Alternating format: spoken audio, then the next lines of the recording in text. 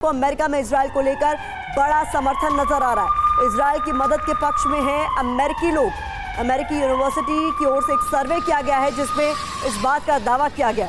Israel के समर्थन में 76% अमेरिकी बताए जा रहे हैं। ये अमेरिका की एक यूनिवर्सिटी के सर्वे में इस बात का खुलासा हुआ है।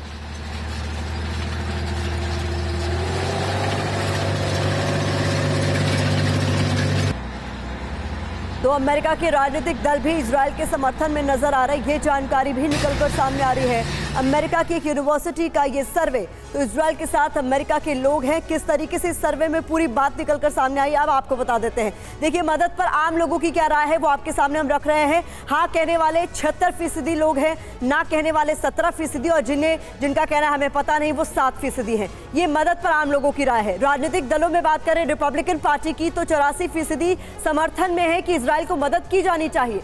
गलत बताने वाले रिपब्लिकन पार्टी में 12% लोग हैं और पता नहीं कहने वाले 4% लोग हैं। राजनीतिक दल में ही अब हम डेमोक्रेट्स की बात कर लेते हैं, तो सही कहने वाले 76% हैं, गलत कहने वाले 17% और पता नहीं कहने वाले 7% हैं।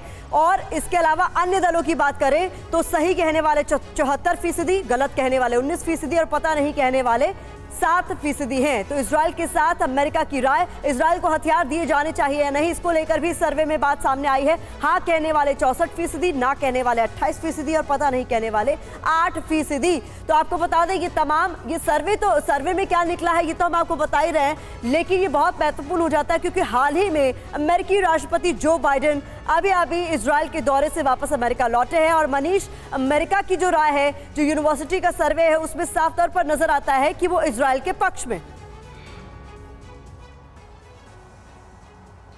बिल्कुल, देखिए, ट्रेडिशनली भी अगर आप देखें तो इजराइल का हमेशा से अमेरिका समर्थन करता आया है और उसकी बहुत सारी वजह हैं। सबसे बड़ी वजह तो अमेरिका की डोमेस्टिक पॉलिसी भी है, जहां पर यहूदी पर्याप्त मात्रा में बहुत इन्फ्लुएंशियल कम्युनिटी है और दोनों पार्टी के लिए, चाहे वो रिपब्लिकन और डेमोक्रेट हो, इसलिए अमेरिका हमेशा इजराइल का साथ देगा।